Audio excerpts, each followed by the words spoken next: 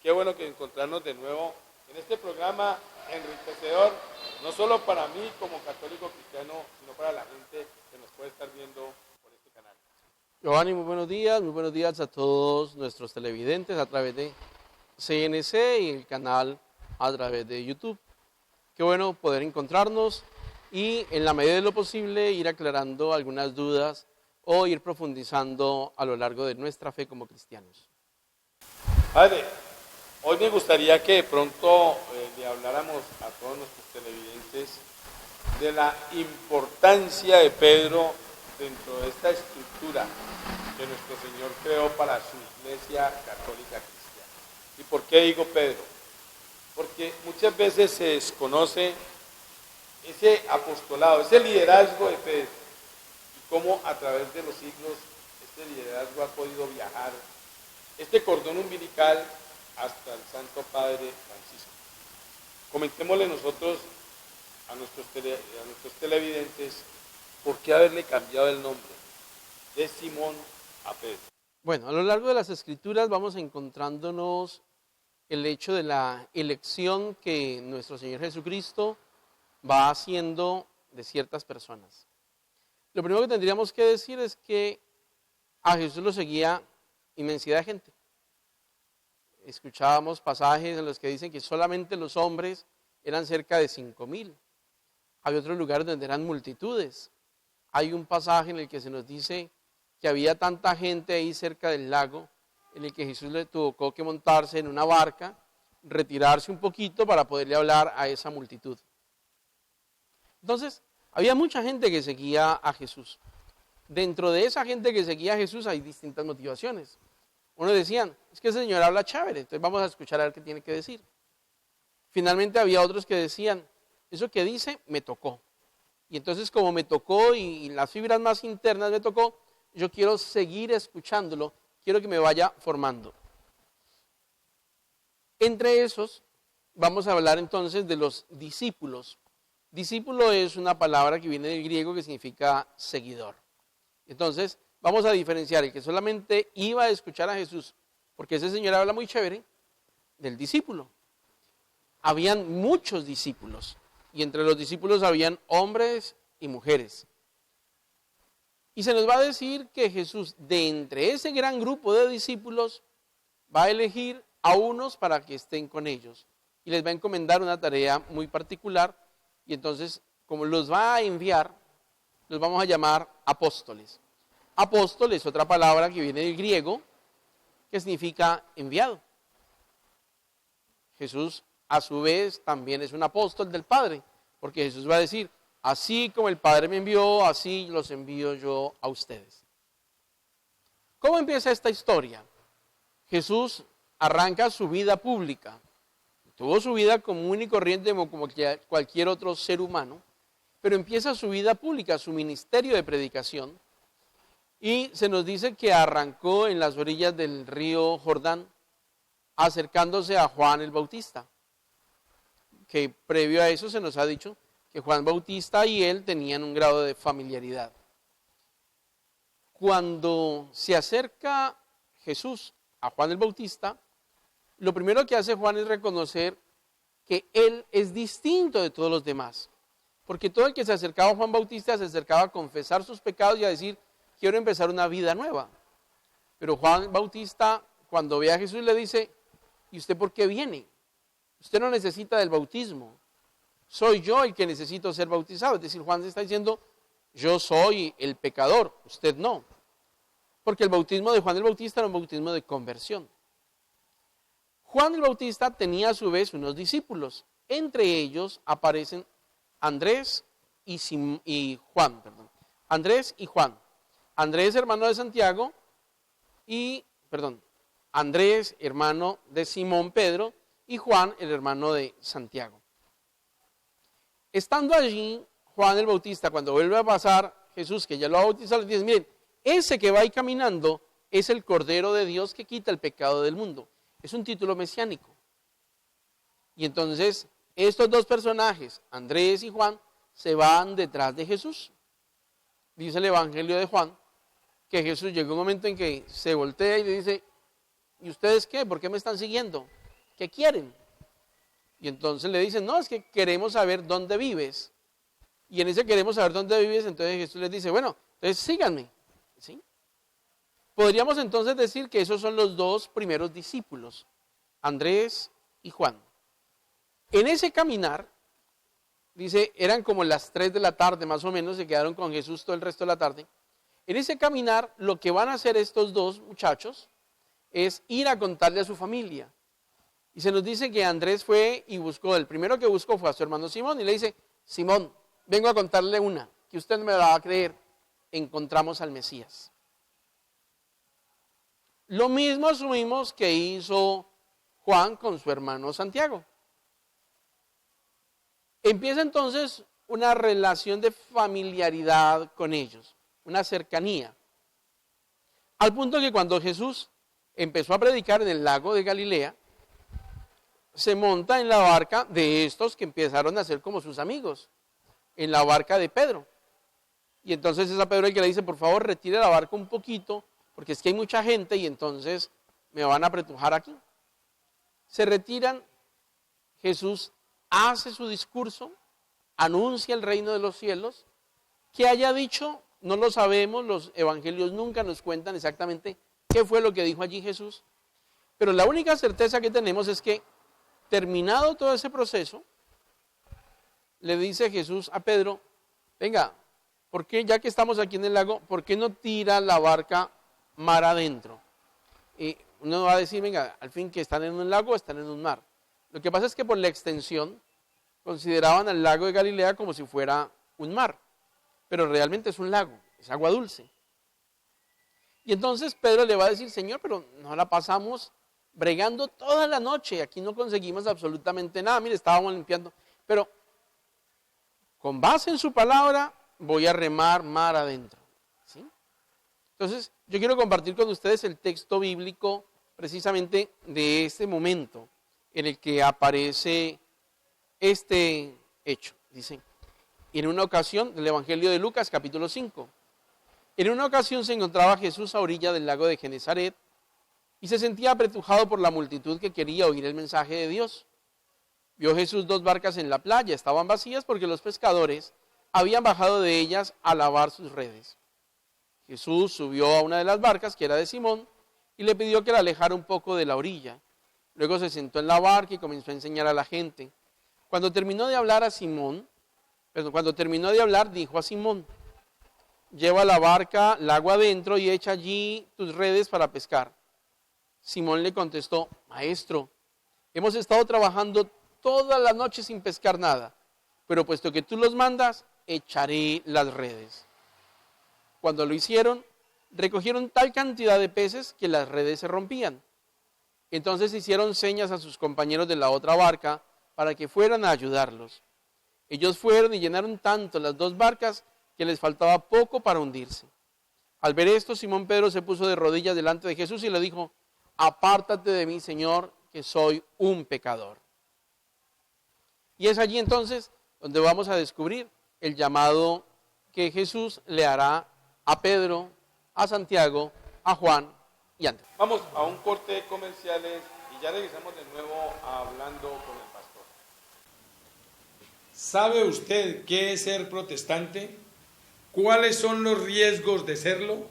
¿Sabía usted que vociferar, atacar, calumniar a la Santísima Virgen María y al Santo Padre es cometer blasfemia en contra del Espíritu Santo? Ser cristiano es creer en la Eucaristía. Ser cristiano es creer en el orden sacerdotal. Ser cristiano es creer en la unción de los enfermos. Y recuerde, venerar los símbolos y los santos de la Iglesia no es idolatrar.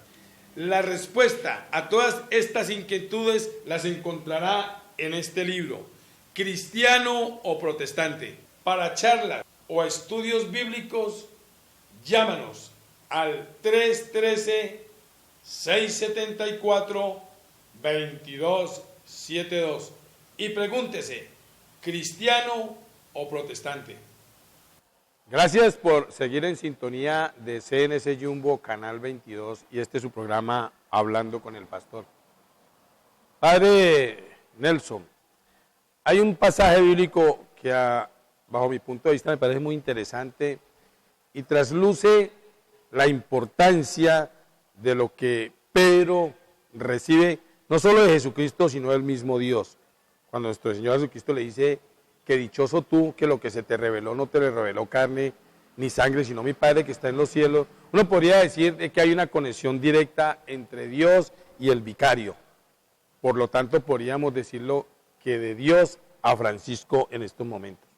Entonces, denos claridad, Padre, al referente de ese texto bíblico, cuando nuestro Señor le pregunta a sus discípulos, la gente, ¿quién dice que soy? Cuando le pregunta a ellos mismos, ¿y ustedes quién dice que soy? Y finalmente la respuesta de Pedro. Bueno, ese pasaje del que estás haciendo mención está en el Evangelio de San Mateo, en el capítulo 16. La pregunta de Jesús es, ¿quién dice la gente que soy yo? ¿Cuándo hace Jesús esa pregunta? Cuando ya ha tenido un recorrido con los discípulos. Lleva cerca de 3 años caminando con ellos. Lleva cerca de 3 años predicándole a la gente. Y entonces, lo primero que va a decir es, ¿quién dice la gente que soy yo? Iban camino a Cesarea de Filipo. Y allí entonces los apóstoles empiezan a responder lo que la gente está diciendo. Pues por ahí escuchamos de unas personas que dicen que usted es Juan Bautista, otros dicen que usted es un profeta del Antiguo Testamento, otros dicen que usted es Elías, fulano, sutano, mengano y perencejo. En todo caso, ninguno le pegó quién era. ¿Sí? Y entonces, el segundo momento es, bueno, eso es lo que dice la gente. Entonces la gente todavía está grave. La gente todavía no sabe con certeza quién soy yo. Entonces viene la pregunta del millón y es cuando cada uno debe de responder quién es Jesús para sí mismo. Y allí entonces viene la respuesta de Pedro. La respuesta de Pedro es, Señor, tú eres el Mesías, tú eres el Hijo de Dios bendito. ¿Sí? El hecho de que Pedro reconociera a Jesús como Mesías ya es un adelanto. Es un adelanto porque implica entonces que Pedro ha descubierto algunos elementos dentro de esta predicación que tiene Jesús. Pero el que le diga, tú eres el Hijo de Dios, ya es algo que nadie se lo imaginaba. Y nadie se lo imaginaba porque en la concepción judía Dios no tiene hijos. Dios es único. Claro. Tú eres el Hijo de Dios es un título que nunca se iba a poder entender. El pueblo de Israel estaba esperando un Mesías, pero no estaba esperando que Dios tuviera hijos. Por eso la respuesta de Jesús, dichoso tú, Simón, hijo de Jonás, porque eso no te lo ha revelado nadie de carne y hueso, sino mi Padre que está en los cielos. Se nos dice en el libro de los Números que Dios, a través de sus profetas, les habla de manera muy particular. Y esa forma particular de hablarles es a través de visiones y de sueños. Entonces, en este caso, asumimos que Dios, en una visión o en un sueño, se le ha manifestado a Pedro y le ha dicho a Pedro, mira, ese Señor que tú estás siguiendo, ese tal Jesús que es de Nazaret, es hijo mío. ¿Sí? Es todo un proceso de discernimiento que tiene que ir haciendo Pedro y uno asume que eso no se lo reveló Dios la noche anterior para que, vea, claro, mañana mi hijo le va a preguntar esto, entonces usted le responde esto. Eso es algo que se lo tuvo que haber revelado con tiempo y solamente en la medida en que Pedro lo va meditando, diríamos hoy nosotros, lo va masticando. Claro. Entonces va digiriendo eso que ha sido revelado por el Padre Celestial. Ahí entonces necesariamente no solamente estuvo la revelación del Padre, sino la acción del Espíritu Santo que le va concediendo la sabiduría y el entendimiento a Pedro para poder decir eso. A raíz de esto, entonces, se hace una elección especial de parte de Jesús hacia Pedro. Pues, si tengo 12 y solamente el Padre se lo ha revelado a uno, significa que el Padre te ha elegido a ti, claro, de una forma muy particular. Yo los elegí a ustedes 12, pero ahora el Padre te ha elegido a ti. Y en esa elección entonces es, Simón, a partir de ahora, tú eres la piedra sobre la que voy a edificar mi iglesia. Y esta iglesia va a prevalecer sobre el poder del infierno. Nada ni nadie la podrá destruir. Padre, hagamos un paréntesis, me gusta que de pronto usted profundice un poco en este aspecto. Yo he tenido la oportunidad de hablar con gente no católica ese pasaje bíblico donde se niega la supremacía de Pedro sobre los otros. Y ahí radica, padre, la importancia que yo le he preguntado a usted, el hecho de que ya no se está hablando de Simón, sino de la roca, se está hablando de Pedro. Entonces, a veces no es digerible para ciertas personas ese diálogo que era entre 12 y se convierte en un diálogo entre dos personas, nuestro Señor y Pedro. Y el Señor dice, y yo a mi vez, o sea, tú dices que yo soy el Hijo de Dios, entonces yo a mi vez digo que tú eres Pedro, o sea, tú eres roca. ¿Por qué no profundizamos en ese aspecto, padre? Bueno, lo primero es tener claridad que en el hebreo no existe diferencia entre piedra y roca. Perfecto. La palabra es Cefas, ¿sí? Que aparecerá precisamente en Hechos de los Apóstoles como Cefas. Cuando se traduce al griego, en griego sí hay diferencia entre una roca y una piedra. La diferencia es que las piedras se pueden mover y las rocas son sólidas y son estáticas. Pero quedaba muy complicado en griego decirle, y a partir de ahora tú eres roca, porque roca en griego es femenino. Y por eso se trató de traducir de la forma del masculino. Y entonces en el masculino se tradujo por piedra, ¿sí? Y entonces piedra en griego es masculino y de ahí entonces nos llegó el Pedro, ¿sí? Pero diríamos entonces, el término original es Cefas, tú eres roca, ¿sí? Porque no se construía sobre piedra, se construía sobre roca. El hecho de hablar de Pedro de esa forma tan particular está dándole una importancia sobre los 12. Si tú eres un apóstol como los otros, pero vas a tener un papel más importante que en el resto de los demás. Escucharemos otro pasaje bíblico ya cerca a la pasión de nuestro Señor Jesucristo, donde Jesús le va a decir, y Pedro, he orado al Padre para que te sostenga y tú después confirmes en la fe a tus hermanos. Entonces no solamente es el texto de Mateo 16, correcto, es el otro texto también que nos está diciendo un Jesús que está orando por Pedro, para que Pedro sea quien confirme en la fe. Pero no por eso significa entonces que Pedro no lo va a abandonar o que Pedro no lo va a negar. Al contrario, Pedro lo abandona, Pedro lo niega, pero en la medida de lo posible, Pedro va a ir solucionando esas dificultades. Cuando regresa. Hasta que llega el Evangelio de San Juan en el capítulo 20, y entonces Pedro, después de la resurrección 20 y 21, cuando Jesús le va a decir, Pedro, ¿me amas? Sí, Señor, tú sabes que te quiero. No, Pedro, te estoy diciendo, ¿me amas? Sí, Señor, tú sabes que te quiero. Casi que diríamos entonces, bueno, con este no se pudo, entonces Pedro, ¿me quieres? Claro. Sí, Señor, tú sabes que te quiero. ¿Sí? Pero es allí en ese instante, y entonces es a partir de ese instante donde descubrimos la solidez de la roca que es Pedro. ¿Sí? Aclaremos, padre. En este texto que usted está diciendo, y esto es para claridad de nuestros televidentes, ya nuestro Señor estaba resucitado. Sí, en el texto de San Juan capítulo 21, claro, Jesús ya ha resucitado. El texto de resurrección es Juan 20, y allí después Jesús se les aparece a todos, les da el Espíritu Santo, les da el poder de perdonar pecados a todos los que están allí, pero después ya es un diálogo más personal de nuevo Jesús con Pedro. ¿Sí?